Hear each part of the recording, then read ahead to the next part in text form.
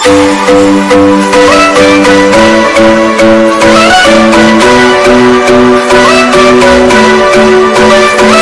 શ્રી કૃષ્ણ, જય જલારામ. કેમ છો બધા? બધા મજામાં છો? અમારા બ્લોગ જોતા બધા મજામાં જ હોય છે.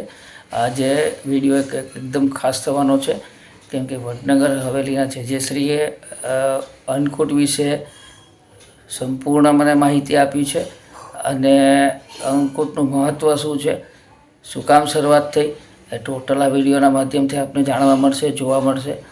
ખાસ બાબત એ છે કે આ વિડીયો અંત સુધી જોજો. જય શ્રી કૃષ્ણ.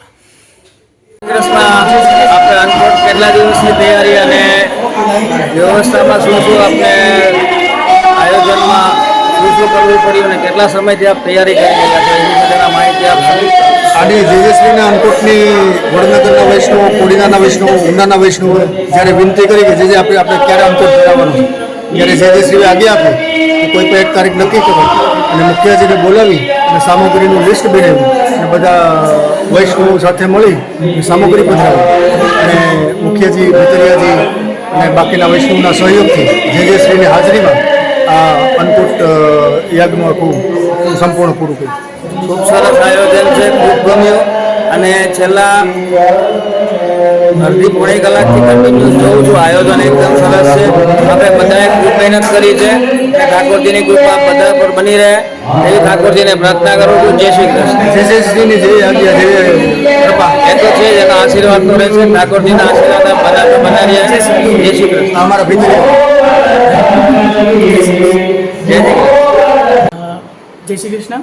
हमारे यहाँ 10 दिन पहले से जय श्री की आज्ञा से भट्टी पूजा होती है, शुभ दिन देख के, और 10 दिन पहले से हमारे यहाँ सामग्री ठाकुर जी की चालू हो जाती है, वो भी जय श्री की आज्ञा से।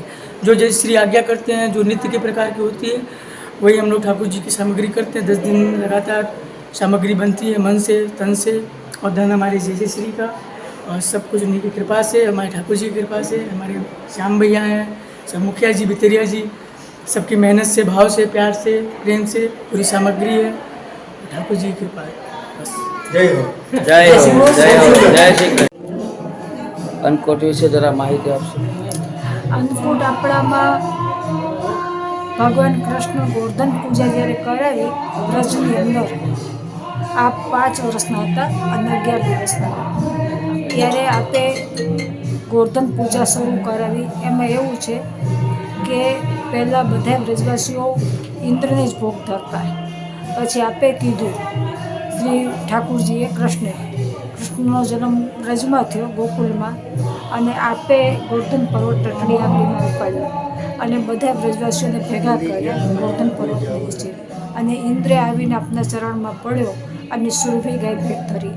જે સુરભી ગાય અત્યારે પણ એના વંશજ નાથા દ્વારા શ્રીનાથજીના મંદિરમાં છે, અને એ શ્રીનાથજીના મંદિરમાં સુરભી ગાય ત્યાં રહે છે અને એના વંશજ છે.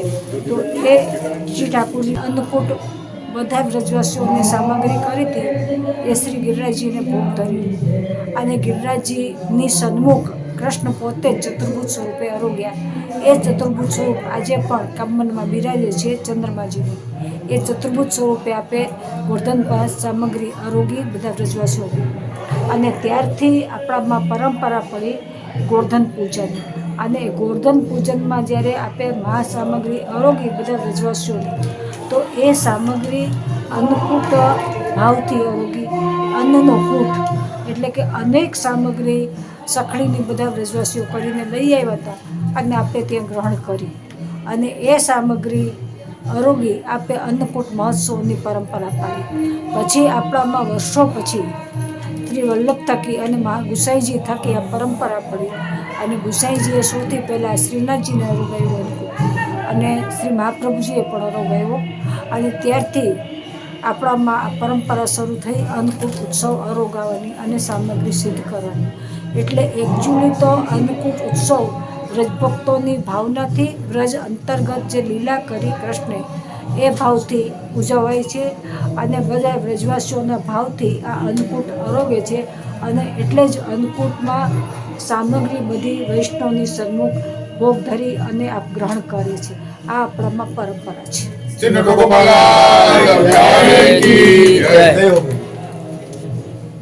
માહિતી આપને કેવી લાગી એ કમેન્ટ દ્વારા ખાસ જણાવજો. કમેન્ટ કરો, કમેન્ટમાં જણાવો કે મારી કોઈ ભૂલ થાય છે, શું છે, ખ્યાલ આવે મને.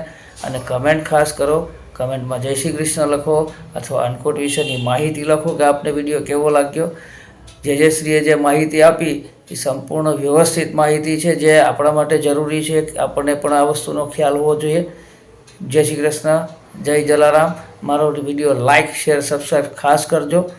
જય શ્રી કૃષ્ણ.